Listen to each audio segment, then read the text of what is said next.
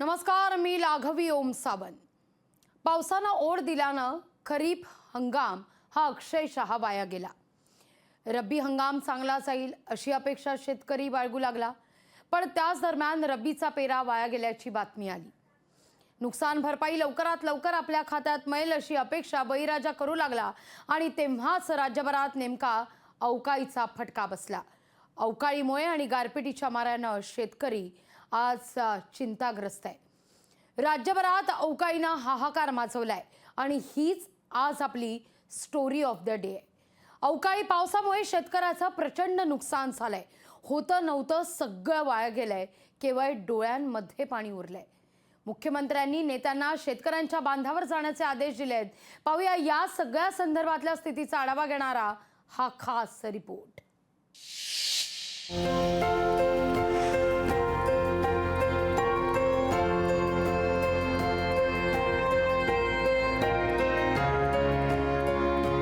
महाराष्ट्राला अवकाळी पावसानं जोरदार तडाखा दिलाय। राज्यातला मराठवाडा, उत्तर महाराष्ट्र, पश्चिम महाराष्ट्र आणि कोकणात शेतकऱ्यांना अवकाळीचा फटका बसलाय। अवकाळीमुळे रब्बी पिकांचं मोठ्या प्रमाणात नुकसान झालंय। मुख्यमंत्री एकनाथ शिंदेंनी नेत्यांना शेतकऱ्यांच्या बांधावर जाण्याचे आदेश देखील दिलेत। उपमुख्यमंत्री देवेंद्र फडणवीसांनी शेतकऱ्यांना सरकारच्या धोरणानुसार मदत मिळणार असल्याचं सांगत काहीसा दिलासा दिलाय।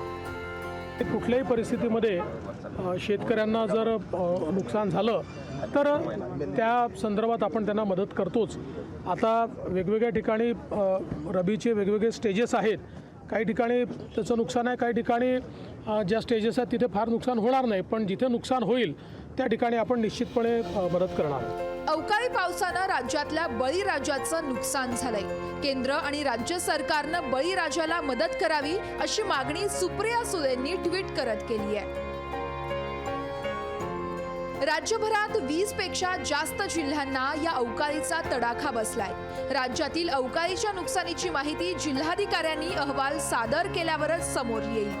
जिल्हाधिकाऱ्यांना शेतकऱ्यांच्या नुकसानीचा अहवाल सादर करण्यास सांगण्यात देखील आलंय। नाशिकचे पालकमंत्री दादा भुसे यांनी शेतकऱ्यांच्या बांधावर जात त्यांच्या नुकसानीची पाहणी केली आहे। त्याचप्रमाणे पुण्याजवळ आंबेगाव शिरूर या ठिकाणी देखील अवकाळीची शेतकऱ्यांना फटका बसल्यानं शेतकऱ्यांना जास्तीत जास्त मोबदला मिळवून देण्याचा प्रयत्न करणार असल्याचं दिलीप वळसे पाटलांनी सांगितलंय। राज्य सरकारच्या निधीतून तरतूद करावी लागेल। एकदा हे सगळे नुकसानीचे रिपोर्ट आले की मग त्याच्या संदर्भामध्ये आम्ही मंत्रिमंडळामध्ये चर्चा करून जास्तीत जास्त शेतकऱ्यांना मदत कशी मिळवून देता येईल याचा प्रयत्न करू। अवकाळीच्या तडाख्यात कोणत्या पिकांचं नुकसान झालं याची प्राथमिक माहिती हाती आली आहे। त्यावर एक नजर टाकूया। परभणीत गहू, हळद आणि हरभरा पिकांचं अतोनात नुकसान झालंय, तर नंदुरबारमध्ये केळीच्या बागेचं नुकसान झालंय। वाशिममध्ये मेंढपाळांचं नुकसान झालं असून यवतमाळमध्ये कपाशीचं नुकसान झालंय, तर नाशिकमध्ये द्राक्ष बागांना अवकाळीचा मोठा फटका बसलाय। त्याचप्रमाणे राज्यातील इतर जिल्ह्यात देखील अवकाळीचा फटका पिकांना बसलाय। अवकाळीनं शेतकऱ्यांच्या डोळ्यात पाणी आलं असून बळीराजा आता सरकार या अवकाळी पिकांच्या नुकसानीची भरपाई कधी आणि किती देईल याकडे आस लावून बसलाय। ब्युरो रिपोर्ट, लोकशाही मराठी। या अवकाळी पावसामुळे महाराष्ट्रातील नेमक्या कोणत्या जिल्ह्यात किती फटका बसलाय, किती नुकसान झालंय समजून घेऊया आपण। नाशिक जिल्ह्यात द्राक्ष बागायतदारांचं कोट्यवधींचं नुकसान झालंय। नंदुरबारमध्ये मिरची, केळी, भात आणि कापसाचं नुकसान आहे। शिर्डीमध्ये गहू, कांद्याची रोपं, कपाशी पिकात पावसाचं पाणी शिरल्यानं प्रचंड नुकसान आहे। जळगावमध्ये कपाशीचं हजारो हेक्टरवरचं पीक वादळी वाऱ्यामुळे आडवं झालेलं आहे। 4 गायींसह जामनेर आणि रावेर तालुक्यात 15 ते 20 शेळ्या दगावल्या आहेत। धुळ्यात सोयाबीन, मका, गहू, कांदा लागवडीकरता टाकलेल्या कांद्या वळ्याचं सुद्धा नुकसान आहे।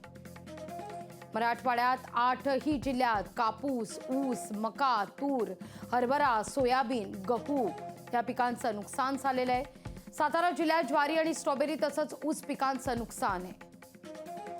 अमरावतीत वेचणीला आलेला कापूस शेतात पार भिजून गेलाय। ढगाळ वातावरणामुळे तुरीवर शेंगा पोखणाऱ्या अळीचा प्रादुर्भाव होण्याची शक्यता आहे। गारपीट, वादळी वाऱ्यामुळे शेतातील पिकासह 91 जनावरं आणि काही शेतकऱ्यांचा वीज कोसळून सुद्धा मृत्यू झालाय। अतिवृष्टीमुळे तूर, हरभरा, गहू, कपाशी पिकांचं नुकसान आहे।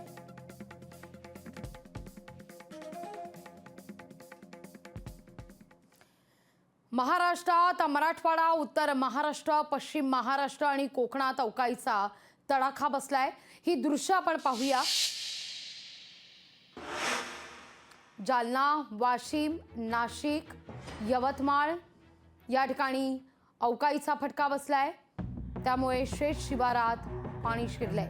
नाशिकमध्ये द्राक्ष बागांचं अतोनात नुकसान आहे। जालन्यात घराघरात पाणी शिरलेलं आहे। अमरावती, वर्धा, अहमदनगरमध्ये आपण पाहतोय शेत शिवारात पाणी शिरल्यानं उभी पिकं अक्षरशः आडवी झालेली आहेत। छत्रपती संभाजीनगरमध्ये देखील घराघरात पाणी शिरलंय, पिकांचं नुकसान झालेलं आहे।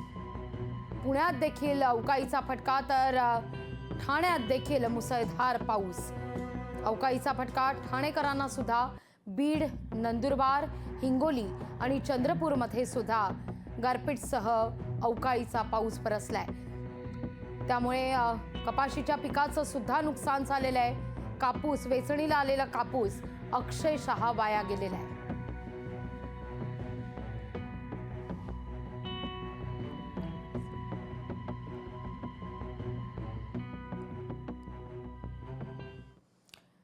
याविषयी चर्चा करण्याकरता आपल्यासोबत थेट जोडले गेलेले आहेत शेतकरी नेते आणि किसान सभेचे सरचिटणीस अजित नवलेजी। नमस्कार अजितजी। खरं तर खरीप हंगामानंतर बळीराजाला अपेक्षा होती रब्बीचा हंगाम तरी चांगला येईल। खरीप हंगामामध्ये पावसानं ओढ दिली, रब्बी हंगामाविषयी तो अपेक्षा करत होता, पण रब्बीचा पेरा वाया गेला आणि त्यातच अवकाळीचा, गारपिटीचा फटका बसला। आता मात्र केवळ शेतकऱ्याच्या डोळ्यात पाणी उरलंय अशी परिस्थिती आहे, कारण हातचं सगळंच वाहून गेलंय। अगदी वस्तुस्थिती तशी आहे। विशेषतः आदिवासी भागामध्ये जिथे भात पीक आहे त्या भाताची अजूनही कापणी झालेली नव्हती आणि त्यामुळे जो प्रचंड पाऊस आला त्याच्यामध्ये भाताच्या रोपावरची जी दाणे असतात ते अक्षरशः झडून गेलेत आणि त्यामुळे आदिवासी शेतकरी, गरीब भात उत्पादक शेतकरी जो आहे त्याचं अतोनात नुकसान झालेलं आहे। दुसऱ्या पातळीवर कांद्याची रोपं ही मोठ्या प्रमाणामध्ये नाशिक, नगरच्या पट्ट्यामध्ये आणि काही प्रमाणात पुण्याच्या पट्ट्यामध्ये लावली जातात। त्याचं सुद्धा अतोनात नुकसान कालच्या पावसामुळे झालेलं आहे आणि त्यामुळे कांद्याच्या पिकावर सुद्धा त्याचा वाईट परिणाम होऊन कांद्याचा पुन्हा एकदा गंभीर प्रश्न महाराष्ट्रात निर्माण होण्याच्या शक्यता निर्माण झालेल्या आहेत। द्राक्ष उत्पादक शेतकरी आणि फळबागा शेतकरी जे आहेत त्यांच्या सुद्धा शेतीच्या या सगळ्या पिकांवर अत्यंत वाईट परिणाम कालच्या पावसानं झालेला आहे।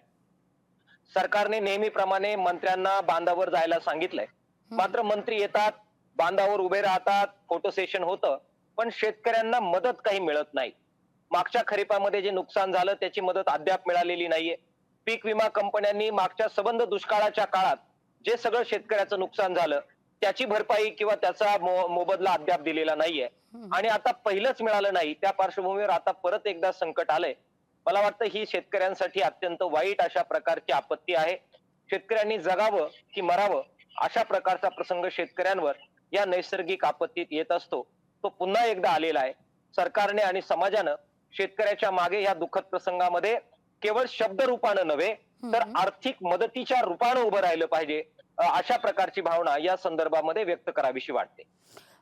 नवलेजी, आताच तुम्ही उल्लेख केलात की या सगळ्या संदर्भात राज्य सरकारनं शेतकऱ्याच्या बांधावर जाण्याचे निर्देश दिलेले आहेत। होय, मुख्यमंत्री एकनाथ शिंदे यांनी म्हटलेलं आहे की नेत्यांनी शेतकऱ्याच्या बांधावर जावं, त्यांच्याशी संवाद साधावा, सगळा आढावा घ्यावा आणि लवकरात लवकर नुकसान भरपाई देण्याच्या दृष्टीनं सरकार पावलं सुद्धा उचलेल असं आश्वासन सुद्धा देण्यात आलेलं आहे।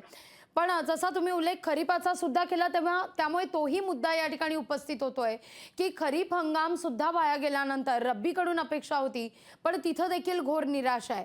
आता मात्र सगळ्यांचंच लक्ष आहे, शेतकरी वर्गाचं लक्ष हे या नुकसान भरपाईकडे लागलंय.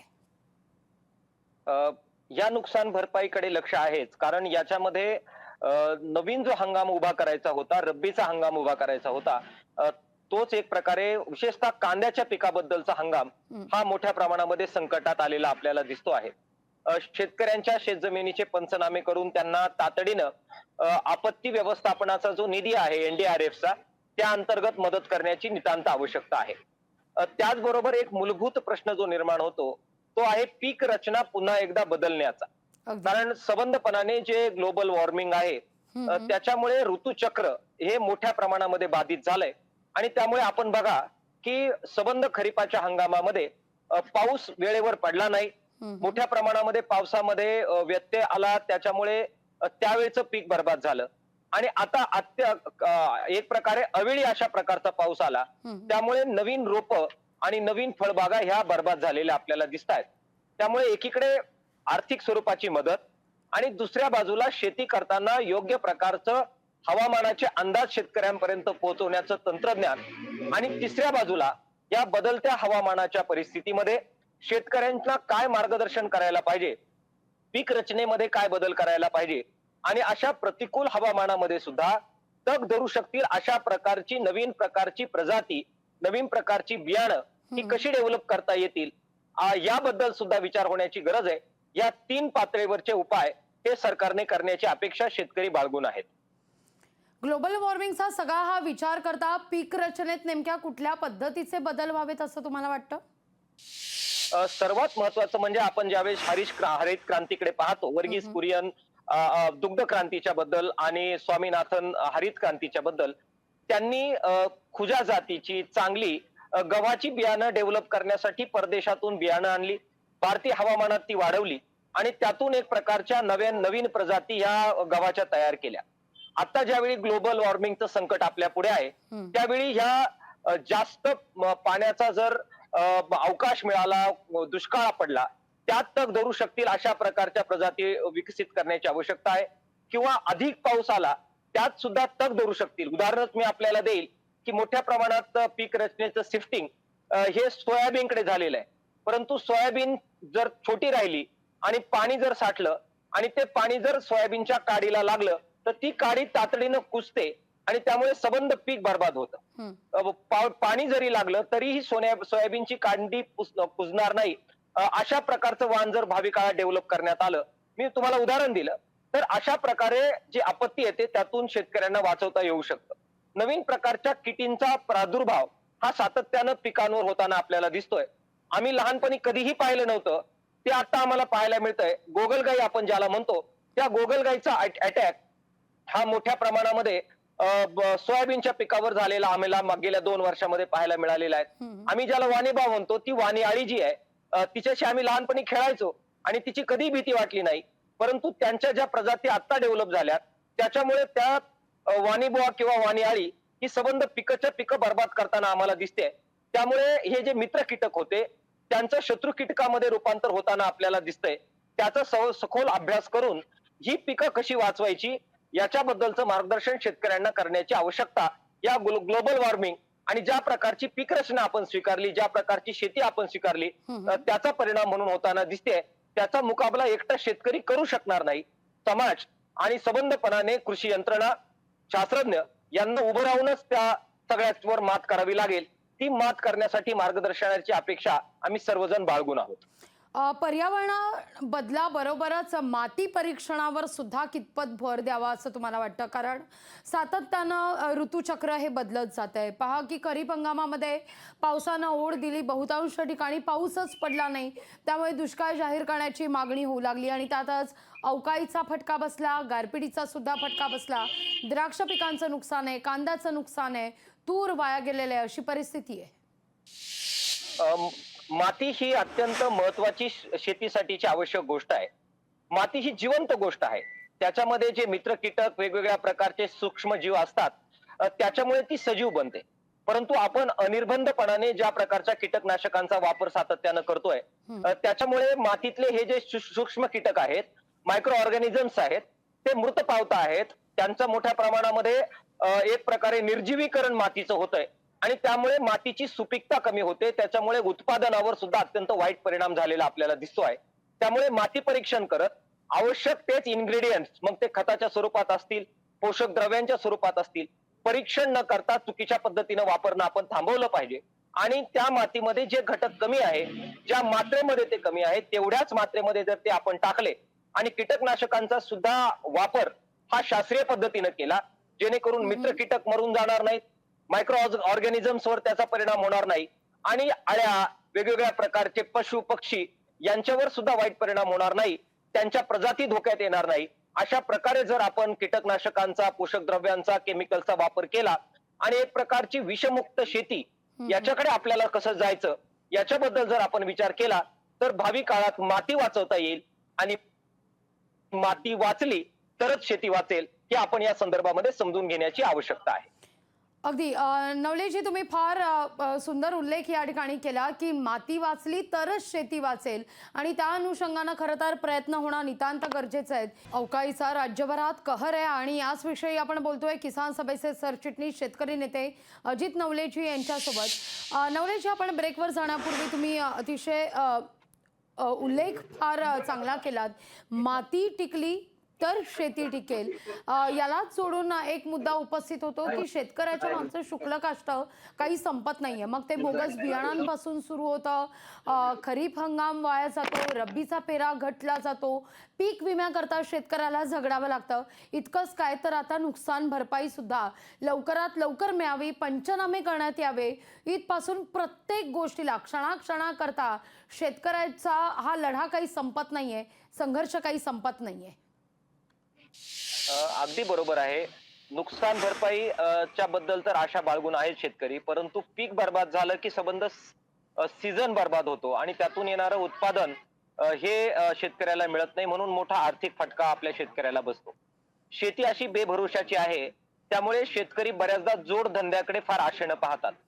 महाराष्ट्रामध्ये दूध धंदा हा अत्यंत महत्वाचा जोडधंदा शेतकऱ्यांसाठी आहे. काही शेतकऱ्यांसाठी तर तो मुख्य धंदा बनलेला आहे. मात्र आपण बघा, महाराष्ट्रामध्ये दुधाचे भाव मोठ्या प्रमाणात पडलेत. आज 34 रुपयावरून भाव 27 रुपयापर्यंत आलेत आणि त्यामुळे शेतकरी अक्षरशः हवालदिल झालेले आहेत. चौकामध्ये आंदोलनं सुरू आहेत. आता सुद्धा आमचे सहकारी अकोल्यामधले 2 सहकार्यांनी आमरण उपोषण सुरू केलेलं होतं. त्या उपोषणामध्ये मी स्वतः सुद्धा सामील झालोय. अगदी 5वा दिवस उपोषणाचा आहे, मात्र सरकारने अद्यापही तिकडे लक्ष दिलेलं नाहीये. हे सगळे शेतकरी आतुरतेने सरकारच्या इंटरव्हेन्शनची वाट पाहताय, मात्र अद्याप इंटरव्हेन्शन झालेलं नाहीये. एकीकडे प्रचंड पाऊस आहे, त्याच्यामध्ये शेती बर्बाद झालेली आहे, पिकं बर्बाद झालेली आहे, त्यातून भरपाई मिळण्याची सुतराम शक्यता नाही असा अनुभव सांगतो. दुसरीकडे शेतीच्या बरोबर जोडधंदे सारखं ऊसाचं, दुधाचं क्षेत्र आहे, त्याच्यामध्ये सबंधपणाने वाटोळ झालेलं दिसतंय. आणि म्हणून एक प्रकारे सरकारने या सगळ्या प्रश्नाकडे पाहावं, अन्यथा शेतकऱ्यांच्या आत्महत्या दुर्दैवाने येत्या काळात वाढतील, हे दुर्दैवानं, खेदानं या संदर्भात नमूद करावं. अगदी नवलेजी, खूप खूप धन्यवाद या सगळ्या संदर्भात तुम्ही वक्तव्य केली त्याबद्दल आणि शेतकऱ्यांना प्रगतिशील शेतीच्या दृष्टीनं काही मार्गदर्शन सुद्धा केलं त्याबद्दल तुमचे मनापासून आभार.